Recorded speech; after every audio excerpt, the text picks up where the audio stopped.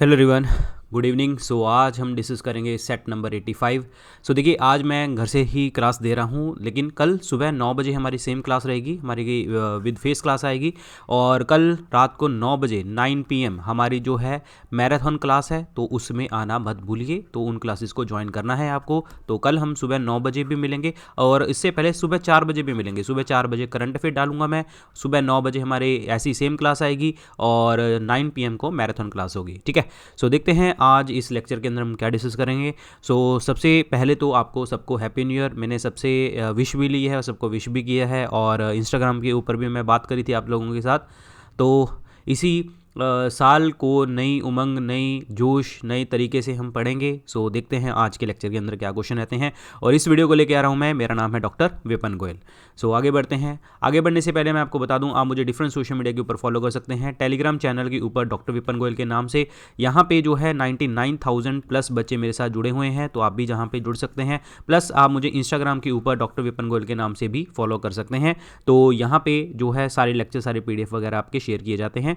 और मेरे 2 paid courses आते हैं। The one is the 10,000 MCQ course, ऐसे ही हमारा GS कोर्स आता है। 10,000 MCQ कोर्स के अंदर पहले हमने जो हमारा ईयर एंड सेल चल रही थी, तो लेकिन बहुत बच्चों ने अभी भी बोला कि सर हमें कोर्स परचेज़ नहीं कर पाए, हमें कोर्स परचेज़ करना है। तो करना क्या है आपको, 10,000 MCQ कोर्स के अंदर आपको विपन 5 ये कूपन कोड लगा के आपको डिस्काउंट ले लेना है, और 6 जनवरी तक ये वैलिड है। तो और GS कोर्स के अंदर आपको VIP 500 कूपन कोड यूज़ करके आप परचेज कर सकते हैं कोर्सेज़ को। इसके अंदर हमने प्रॉपर MCQ डिस्कस किए हैं, और यहाँ पे हमारे थियरी टॉपिक्स हैं।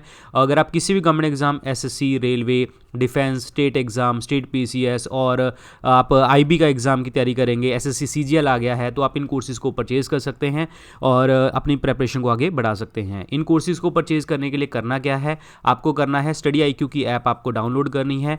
तो जैसे आप स्टडी IQ की ऐप डाउनलोड करेंगे, आपको स्क्रीन के ऊपर यहाँ पे होम पेज नज़र आएगा। होम पेज के साथ यहाँ पे आपको बेस्ट सेलिंग कोर्सेज दिखेगा। बेस्ट सेलिंग कोर्सेज में यहाँ पे व्यू ऑल का बटन होगा, इसको दबाना। जैसे आप दबाएंगे, तीसरे नंबर के ऊपर आपको 10,000 MCQ कोर्स और चौथे नंबर पे आपको GS कोर्स नज़र आ जाएगा। इन कोर्सेज को परचेज कीजिए, प्रेपरेशन को आगे बढ़ाइए। तो start with the first question. Question देखिए जी, क्या कहता है, इनमें से ऐसे कौन से जो केसेस होते हैं वो सीधा का सीधा जो सुप्रीम कोर्ट के अंदर चले जाते हैं without going to the lower court. मतलब हम सीधा लोअर कोर्ट में ना जाके सीधा सुप्रीम कोर्ट जा सकते हैं। इनमें कौन सी उसमें पावर आती है, इसमें से कौन सी पावर आती है। तो देखिए जी, ओरिजिनल जुरिस्डिक्शन जिसे हम कहते हैं मूल अधिकार क्षेत्र और प्रारंभिक क्षेत्र भी कहा जाता है हिंदी में, ये आर्टिकल 131 के अंदर आता है। इसमें क्या होता है, सेंटर और स्टेट का झगड़ा, स्टेट और स्टेट का झगड़ा यहाँ पे सॉल्व किया जाता है। अगर हमारी सुप्रीम कोर्ट इसको सॉल्व करती है तो इट मीन्स हमारे संविधान के फेडरल कैरेक्टर को, यानी कि संघीय चरित्र को बना के रखती है। तो ऑब्वियसली बात है, जब हम स्टेट और स्टेट का झगड़ा संभालेंगे तो हाई कोर्ट तो जा नहीं सकते, लोअर कोर्ट तो जा नहीं सकते, जाएंगे कहाँ पे, सुप्रीम कोर्ट में। तो इसी क्वेश्चन का आंसर क्या बनेगा आपका, A option, original jurisdiction article 131 के अंदर देखने को आपको मिलता है। नेक्स्ट है रिट जुरिस्डिक्शन। रिट क्या होती है, जब आप फंडामेंटल राइट के लिए जो है आप जा सकते हैं, अगर आपके जो मौलिक अधिकार हैं आपसे छीन लिए जाएं, अंडर आर्टिकल 32 के अकॉर्डिंग आप जा सकते हैं सुप्रीम कोर्ट, और 226 के अकॉर्डिंग जा सकते हैं आप हाई कोर्ट में जा सकते हैं, जो आपके डेट इज रिट डाल सकते हैं। और रिट वर्ड जो है हमने लिया है ब्रिटेन कॉन्स्टिट्यूशन से। और एक चीज़ आपको और बता देता हूँ, देखिए रिट जो डाली जाती है वो 2 चीज़ों के लिए डाली जाती है, एक तो फंडामेंटल राइट्स के लिए और एक आपका लीगल राइट्स के लिए।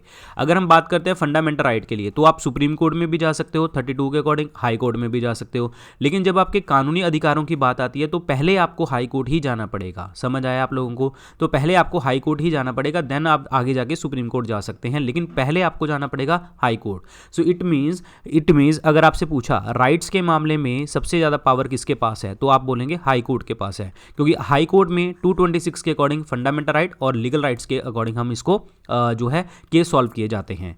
नेक्स्ट है एपीलिएट जुरिस्डिक्शन। अपीलिया का मतलब क्या होता है, हाईएस्ट कोर्ट ऑफ अपील। हमारी हाईएस्ट कोर्ट ऑफ अपील कौन सी है, ऑब्वियसली बात है सुप्रीम कोर्ट है। ठीक है।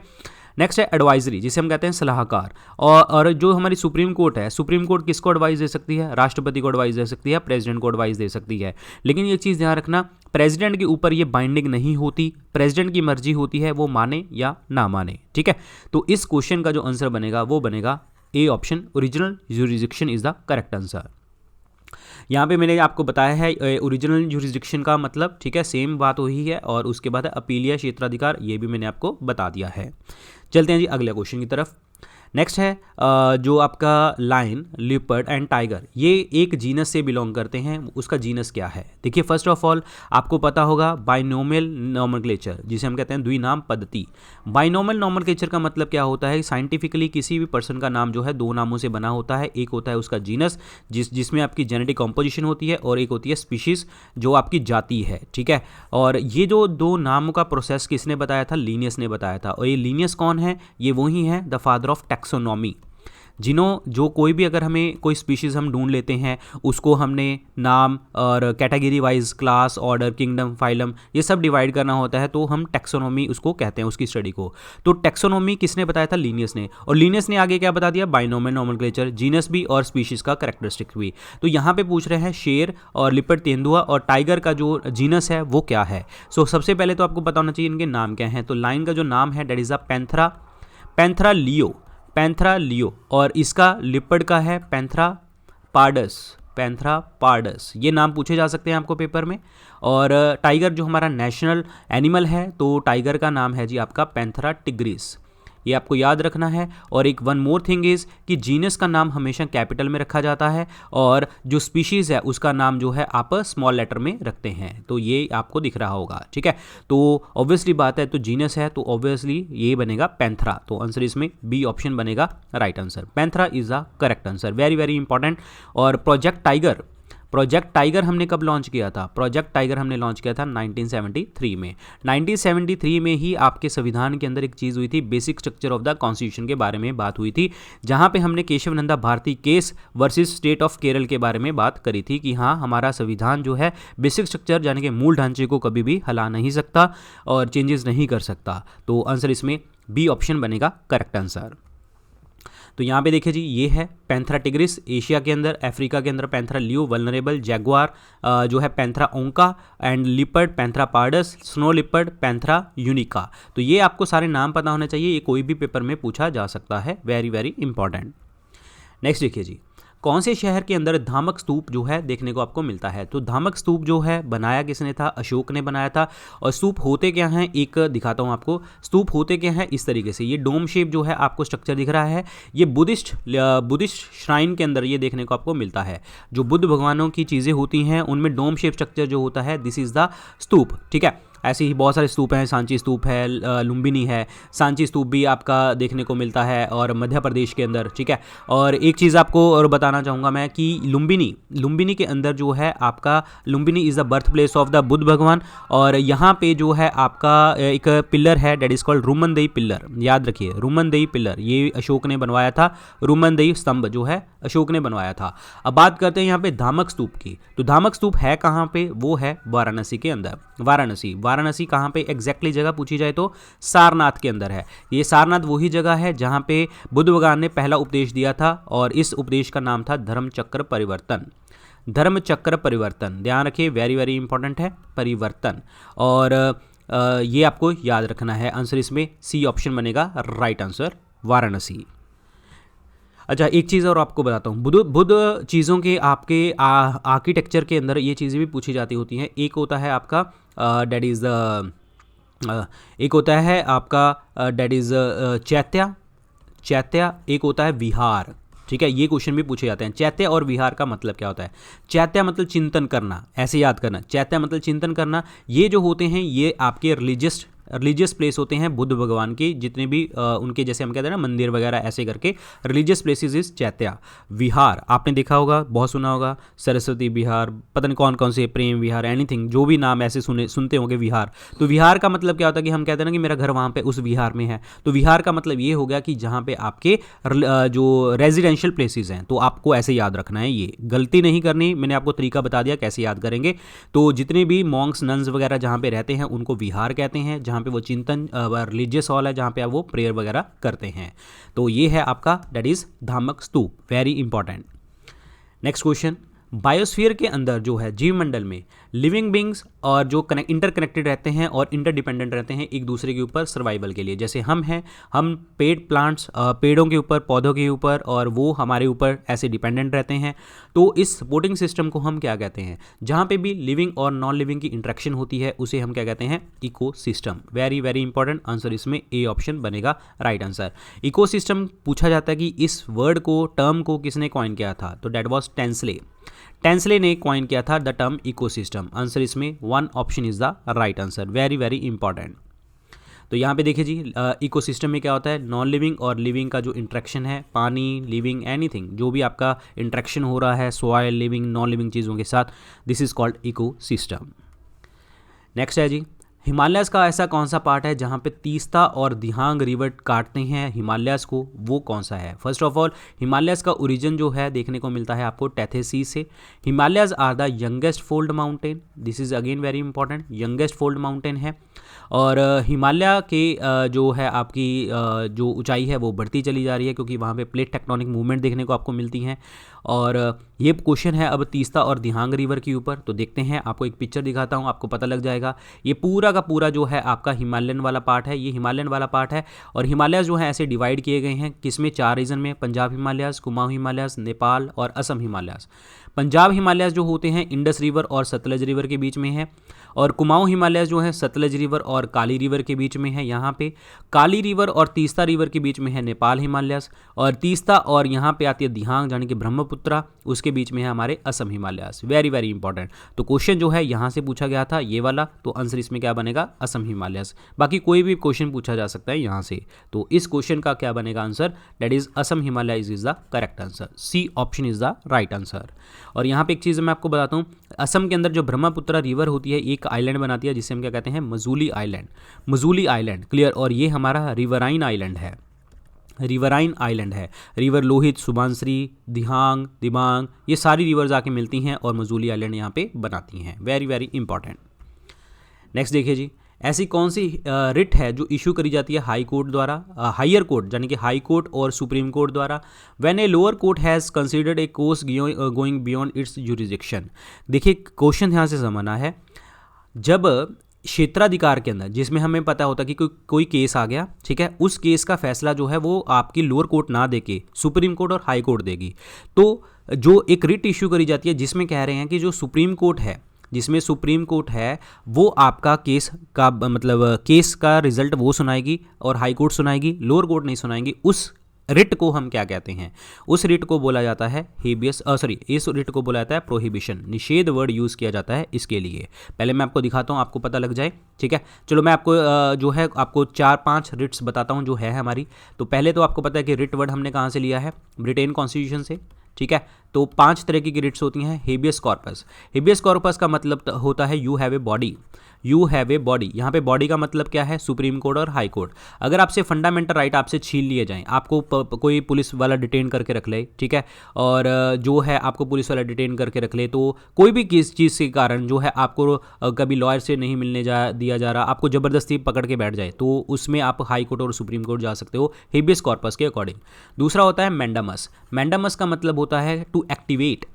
टू एक्टिवेट, एक्टिवेट का मतलब क्या होता है कि अगर कोई भी गवर्नमेंट ऑफिशियल आपका काम नहीं कर रहा, ठीक है, तो आप उसके अगेंस्ट रिट फाइल कर सकते हो। तो उसमें सुप्रीम कोर्ट और हाई कोर्ट आपको रिट डालेगी मैंडामस के अकॉर्डिंग, उस बंदे को बोलेगी काम कर ले, तेरे ऊपर केस चलने वाला है नहीं तो, ठीक है। तो डैट इज कॉल्ड मैंडामस। अब मैंडामस जो होती है ये हम गवर्नर और प्रेसिडेंट के केस में नहीं डाल सकते, ये आपको याद रखना है। तीसरा है आपका that is prohibition. Prohibition, prohibition का मतलब क्या होता है कि अगर देखिए जैसे भी हमने बात करी थी कि हायर कोर्ट और जो है आपकी सुप्रीम कोर्ट लोअर कोर्ट को बोलती है कि आप केस का फैसला नहीं देंगे। यहाँ पे क्या होता है, चलता चलता केस जो होता है वो सुप्रीम कोर्ट और हाई कोर्ट में चला जाता है, चलता चलता केस, ठीक है। और इसमें आपका क्या हो गया? प्रोहिबिट कर दिया, यानी कि इनएक्टिवेट कर दिया। किसको इनएक्टिवेट कर दिया? लोअर कोर्ट को। So to inactivate that is lower court, that is called prohibition. एक होती है आपकी the fourth one is a certiorari और सेरिशरी वर्ड यूज़ कर लेते हैं। इसका मतलब क्या होता है, आपकी लोअर कोर्ट ने या हाई कोर्ट ने कोई आपका डिसीजन दे दिया हो, ठीक है, डिसीजन दे दिया हो, सुप्रीम कोर्ट में रिट डाल के इस डिसीजन को जो है हम कैंसिल कर सकते हैं। यानी कि जब सुप्रीम कोर्ट हाई कोर्ट के ऑर्डर्स कैंसिल कर दे, quash the order, quash the order, यानी कि जो भी आपके ऑर्डर दिए हैं हाई कोर्ट और सुप्रीम कोर्ट ने उसको कैंसिल कर दे, तो डेट इज कॉल्ड सेरिशरी।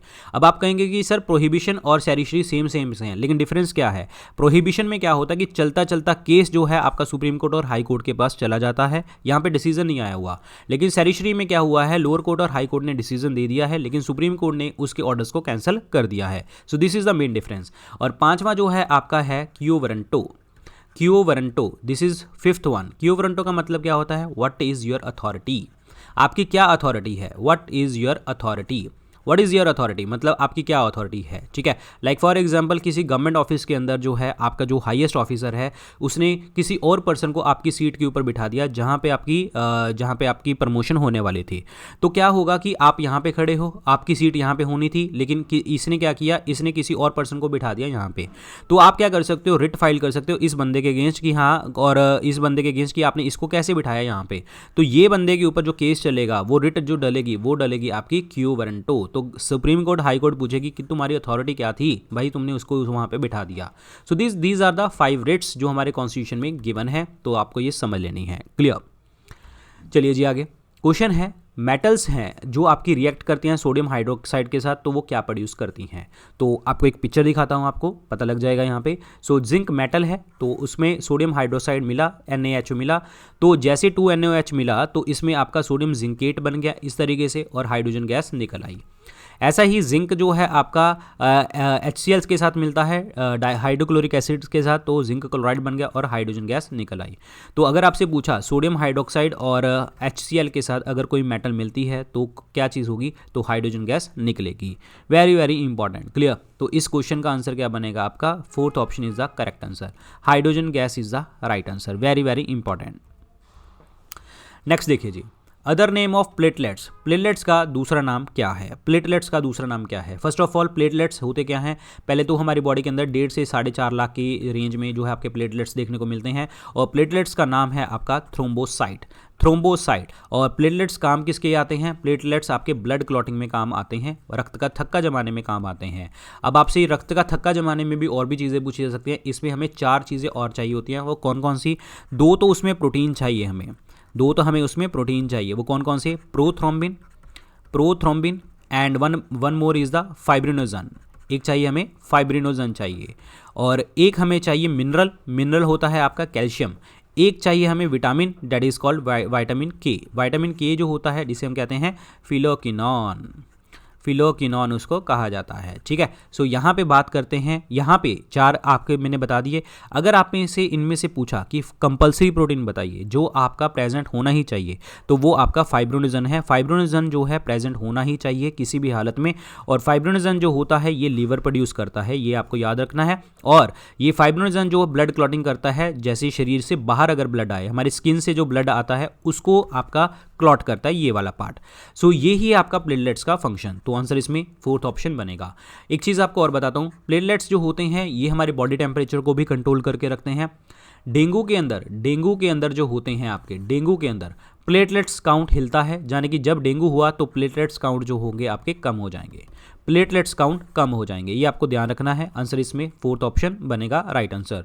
यहाँ पे प्लेटलेट्स लिख रखा है, ये तो गलत ही हो गया क्योंकि उसने अदर नेम पूछा था। एरिथ्रोसाइट क्या होते हैं? आरबीसी रेड ब्लड सेल्स, ठीक है। 5 से 5.5 मिलियन देखने को आपको मिलते हैं। ल्यूकोसाइट्स जिसे हम कहते हैं WBCs white blood cells, very very important. ये होते हैं हमारे 4000 से 11000 के बीच में, ठीक है। 8000 से 11000 के बीच में देखने को आपको मिलते हैं आपके ल्यूकोसाइट्स, वेरी वेरी इंपॉर्टेंट। अब क्वेश्चन यहाँ पे ध्यान रखना है क्या, इसमें क्वेश्चन जो पेपर में पूछा जाता है, एक तो आपसे पूछा जाता है ब्लड कैंसर के कॉन्टेक्स्ट में, ब्लड कैंसर क्या होता है, what is the meaning of blood cancer. Blood cancer का जो दूसरा नाम होता है वो क्या होता है? That is leukaemia, that is called leukaemia, ठीक है। ये आपको याद रखना है। कैंसर वर्ड का मतलब क्या होता है? Mitosis, uncontrolled mitosis. अगर आपका सेल जो है टूटने लग गया, अनकंट्रोल्ड डिवीजन होने लगी, तो डेट इज कॉल्ड कैंसर। अब कैंसर तब होगा जिसके अंदर जो होगा आपका न्यूक्लियस प्रेजेंट होगा, तो ऑब्वियसली बात तभी तो सेल डिवाइड करेगा। और हमारे ब्लड सेल्स के अंदर सिर्फ WBCs के अंदर जो है आपका जो होता है डेट इज न्यूक्लियस होता है, केंद्रक होता है, बाकी किसी में नहीं होता। लेकिन एक एक्सेप्शन जरूर है RBCs के अंदर, ठीक है। RBCs के अंदर एक्सेप्शन ये है कि 2 स्पीशीज़ ऐसी हैं जहाँ पे आपके RBCs के अंदर जो है न्यूक्लियस देखने को मिलता है, केंद्रक देखने को मिलता है, डेट वाज कैमल और लामा, कैमल और लामा, ठीक है, ये ध्यान रखिए। आंसर इसमें डी ऑप्शन बनेगा राइट आंसर। अगला क्वेश्चन देखिए जी क्या कहता है, एक मास है उसका मास है 60 kg, उसका वेट क्या होगा मून के ऊपर। फर्स्ट ऑफ ऑल एक चीज़ देखिए जी, वेट क्या होता है m/g, ये सबको पता है, ठीक है। और यहाँ पे मास ऑब्जेक्ट का कितना बता रहा है 60 kg, तो m तो हमें पता लग गया 60 है, और ग्रेविटी हमें नहीं पता। क्वेश्चन कह रहा है कि उसका जो वेट होगा ऑन द मून वो कितना होने वाला है। एक चीज़ बताइए, आपको मैंने बताया था ग्रेविटी जो होती है अर्थ की, ठीक है, ग्रेविटी जो अर्थ की होती है, जब मून की लगा लो, gravity of the moon is equal to 1/6 of the gravity of the earth, ये सबको पता है। Gravity of the moon is equal to 1/6 of gravity of earth. इसने पूछा है मून के ऊपर वेट, तो ऑब्वियसली बात है यहाँ पे हमें क्या डालना पड़ेगा, GE डिवाइडेड बाई 6, यानी कि gravity of the earth into 6, यही मैंने लिखा यहाँ पे। ग्रेविटी ऑफ मून कितनी है 1/6 GE, ग्रेविटी ऑफ द अर्थ कितनी होती है 9.8, लेकिन यहाँ पे सॉल्व करने के लिए हम इसको 10 भी ले सकते हैं, ठीक है। तो इसका बनाओ आंसर 60 × 10/6, तो यहाँ पे काटा, यहाँ पे 10, तो इसका मतलब 100 न्यूटन क्या हो जाएगा आपका वेट हो जाएगा, कहाँ पे मून के ऊपर। This is very very important, गलती नहीं करनी पेपर में, ठीक है, ये ध्यान रखना। अगर यहाँ पे पूछता, यहाँ पे वेट पूछ लिया, अगर यहाँ पे वो पूछता कि मास जो ऑब्जेक्ट का है वो 60 kg है, तो ये बताइए यहाँ पे मास होगा मून के ऊपर कितना होगा। मास जो होगा मून के ऊपर सेम रहेगा, क्यों, क्योंकि जो है मास कभी भी चेंज नहीं करता पोजीशन के अकॉर्डिंग। सो आंसर इसमें बनेगा बी ऑप्शन। क्लियर, अगर मास होता सेम तो आपका ऑब्वियसली बात है 60 ही बन जाता आंसर। आंसर इसमें बी ऑप्शन बनेगा करेक्ट आंसर। जो साइड मिरर होता है गाड़ियों का, वो किस चीज़ का, कौन सा मिरर होता है, वो होता है आपका कॉन्वेक्स मिरर, उत्तल लेंस जिसे आप कहते हैं, ठीक है, उत्तल लेंस। और कॉन्केव लेंस कहाँ पे यूज़ होता है, जैसे आपका डेंटल मिरर होता है, जो डॉक्टर्स के पास डेंटल मिरर होता है, ठीक है, और जितने भी डॉक्टर्स होते हैं वहाँ पे होता है। शेविंग ग्लास के अंदर आपका कॉन्केव होता है, ठीक है, और अवतल कहते हैं इसको, उत्तल अवतल, ठीक है। और कॉन्केव शेविंग ग्लास का हो गया, डेंटल का हो गया, ठीक है। And one more question is there कि हमारा सोलर कुकर के अंदर जी वो भी हमारा कॉन्केव मिरर होता है, ध्यान रखिए। और इस क्वेश्चन का आंसर क्या बनेगा, 1 option, convex mirror is the correct answer. तो यहाँ पे देखिए जी, ये है कॉन्वेक्स मिरर जो गाड़ी का साइड मिरर होता है। ये रियर व्यू मिरर कहते हैं हम इसको, व्हीकल्स के अंदर, गाड़ियों के अंदर। ये जो ऑब्जेक्ट की जो पोजीशन है, यहाँ पे हमें ऑब्जेक्ट दूर से दिखेगा तो वो छोटा दिखेगा, इमेज दिखेगी छोटी, लेकिन सीधी दिखेगी, सीधी और छोटी इमेज दिखेगी, ध्यान रखिए, वेरी वेरी इंपॉर्टेंट क्वेश्चन है ये वाला। Arrest of dash in 1930 led to angry demonstration in the street of Peshawar. Peshawar के अंदर किसके अरेस्ट होने से जो है मतलब गलियों में गुस्सा प्रदर्शन हुआ था वहाँ पे, तो वो कहाँ पे, देखिए पेशावर की बात कर रहे हैं। आपको पता है सिविल डिसोबीडियंस मूवमेंट स्टार्ट हुई थी। सिविल डिसोबीडियंस मूवमेंट जो गांधी जी ने स्टार्ट करी थी 12 मार्च 1930 से लेके 6 अप्रैल 1930 के बीच में, पूरे 24 दिन चली थी ये मूवमेंट। 385 किलोमीटर और 240 माइल रास्ता कवर किया था इन लोगों ने। गांधी जी के साथ थे हमारे 78 लोग, और गांधी जी एक टोटल 79 पीपल वर देयर। अब क्वेश्चन यहाँ पे ध्यान रखिए, उन्होंने पेशावर की बात करी है। सिविल डिसोबीडियंस मूवमेंट पेशावर के अंदर भी चली थी, और वो किसने चलाई थी, खान अब्दुल गफ्फार खान जी ने चलाई थी। Answer is A option. Khan Abdul Ghaffar Khan ji जो हैं, इनको और किस नाम से बुलाया जाता है, फ्रंटियर गांधी, सीमांत गांधी, और आपका सरहद्दी गांधी जिसे हम कहते हैं, और फ्रंटियर गांधी। और ये पर्सन जो हैं, इनको रेड शर्ट के नाम से भी बुलाते हैं, क्योंकि रेड शर्ट से डालते थे ये। और ये कौन से ऑर्गेनाइजेशन से बिलोंग करते हैं, खुदाई खिदमतगार से बिलोंग करते हैं, ये भी आपको याद रखना है, ठीक है। आंसर इसमें ए ऑप्शन बनेगा right answer. Maulana Abul Kalam Azad, it's not Abdul होते तो मिसाइल मैन ऑफ इंडिया हैं हमारे देश के, ठीक है। अगर यहाँ पे अबुल लिखा गया है, ये हमारे देश के फर्स्ट एजुकेशन मिनिस्टर हैं, और इनकी बर्थ एनिवर्सरी होती है 11 नवंबर को, ठीक है। एजुकेशन दिवस हम उस दिन सेलिब्रेट करते हैं।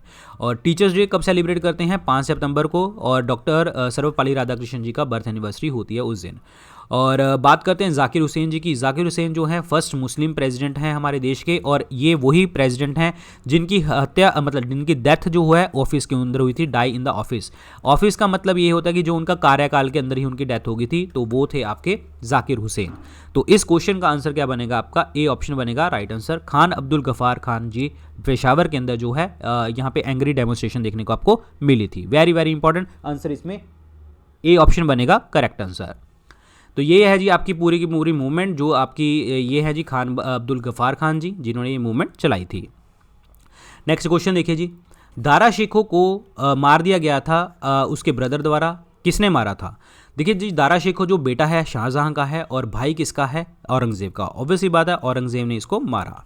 आंसर इसमें बी ऑप्शन बनेगा। और ये दो लड़ाइयाँ लड़ी थी, battle of Dharmat, battle of Dharmat और बैटल ऑफ समूगढ़, बैटल ऑफ समूगढ़ इस लड़ाई में मारा था। और ये जो लड़ाइयाँ हुई थी और 1658 के अंदर हुई थी। और इसके बाद जो है औरंगज़ेब ने अपने टाइटल ले लिया था आलमगीर का, यानी कि conqueror of the world, conqueror of the world, ठीक है, आलमगीर। और औरंगज़ेब को हम जिंदा पीर के नाम से भी जानते हैं, ये आपको याद रखना है। सबसे हिंदू मनसबदार सबसे ज़्यादा औरंगज़ेब के टाइम पे काम करते थे। Very very important. आंसर इसमें बी ऑप्शन बनेगा राइट आंसर। जहांगीर की बात करते हैं तो जहांगीर जो हैं ये पेंटर किंग हैं। 5वें सिख गुरु को इन्होंने मारा था और 5वें सिख गुरु का नाम था गुरु अर्जन देव जी, गुरु अर्जन देव जी, ठीक है। और जहांगीर जो है सोने की जंजीर और इनके आगरा फोर्ट के बाहर लगी होती थी, जहाँ पे इनको वो कहते थे chain of justice, chain of justice के नाम से वो मशहूर थी। बाबर की बात करते हैं। बाबर जो है 12 साल की एज में किंग बना था, फरगना डिस्ट्रिक्ट से आया था अफगानिस्तान से और इंडिया में आके रूल किया था इसने। 1526 लड़ाई हुई थी, 1526 में बैटल ऑफ पानीपत की पहली लड़ाई हुई थी इब्राहिम लोदी के साथ। तो यहाँ पे ये है। शाहजहां की बात करते हैं तो शाहजहां के टाइम को हम बोलते हैं the golden age of Mughal architecture.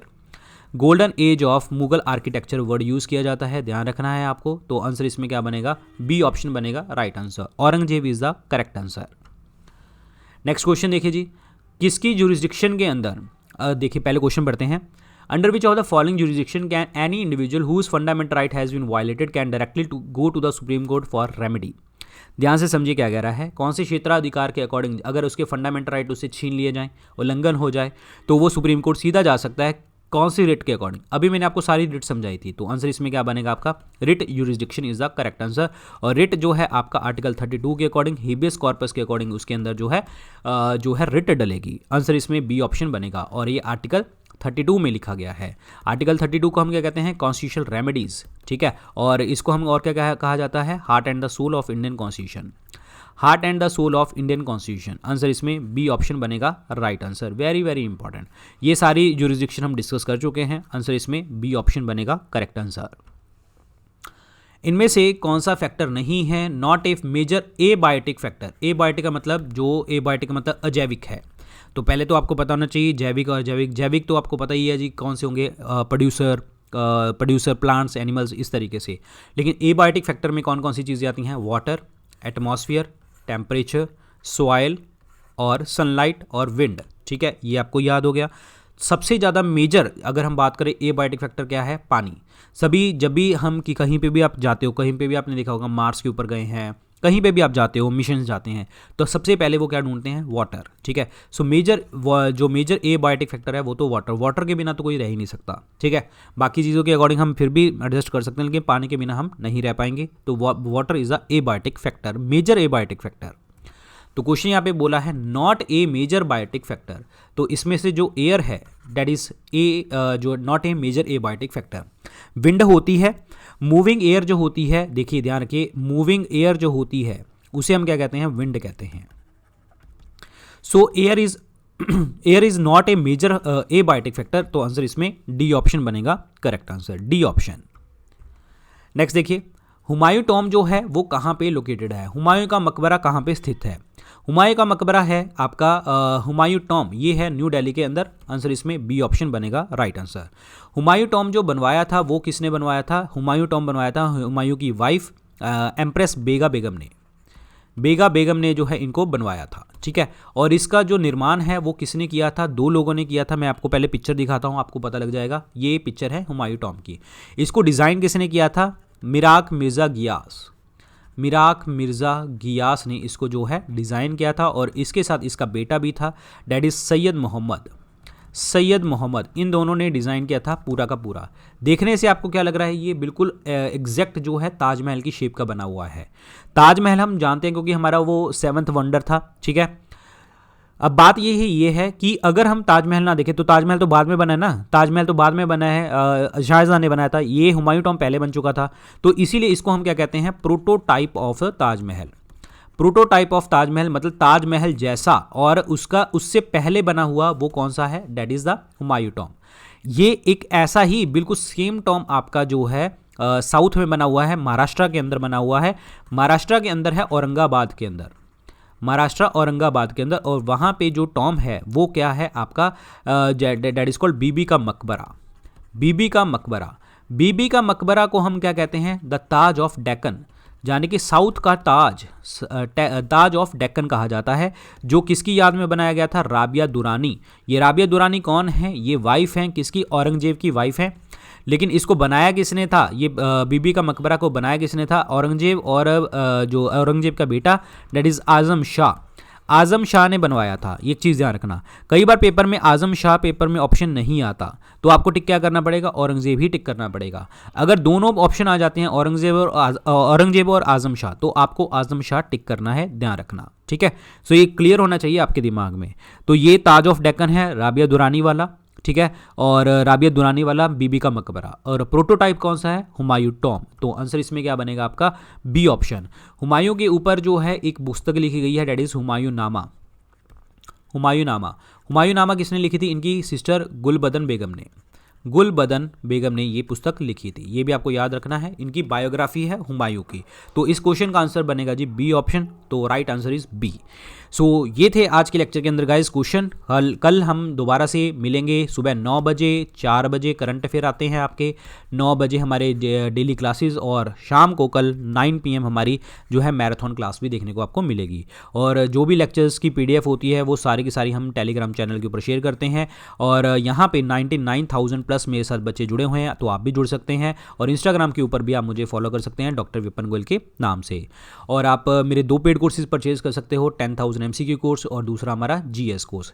10,000 MCQ course के अंदर जो है अभी डिस्काउंट चल रहा है, बहुत मेजर डिस्काउंट चल रहा है, 50% प्लस 5% एक्स्ट्रा डिस्काउंट। विपन 5 आप कूपन कोड यूज़ करेंगे तो आपको डिस्काउंट मिलेगा, और 6 जैन तक ये कोड वैलिड है। दूसरा कोर्स है हमारा GS कोर्स। तो GS कोर्स के अंदर आपको VIP 500 कूपन कोड यूज़ करना है, तो आपको डिस्काउंट मिलेगा। तो ये डिस्काउंट आप अवेल कर सकते हो कहाँ से, स्टडी IQ ऐप से। अगर आप किसी भी गवर्नमेंट एग्जाम की तैयारी कर रहे हैं, SSC, railway, defence, state exam, state PCS, IB की तैयारी करेंगे, ठीक है, इंटेलिजेंस ब्यूरो की, CGL आने वाला है आपका, तो इन सब की तैयारी करेंगे तो आपको करना क्या है, ऐप डाउनलोड करेंगे, स्क्रीन के ऊपर होम पेज नजर आएगा, फिर यहाँ पे दिखेगा आपको best selling courses. Best selling courses में जाइए, व्यू ऑल के ऊपर बटन दबाना, तीसरे नंबर के ऊपर आपको 10,000 MCQ कोर्स, और चौथे नंबर के ऊपर आपको GS कोर्स नजर आ जाएगा। कोई भी डाउट होता है आप मुझे इंस्टाग्राम के ऊपर डायरेक्ट मैसेज कर सकते हैं। So thank you so much guys, all the very best, good luck, take care.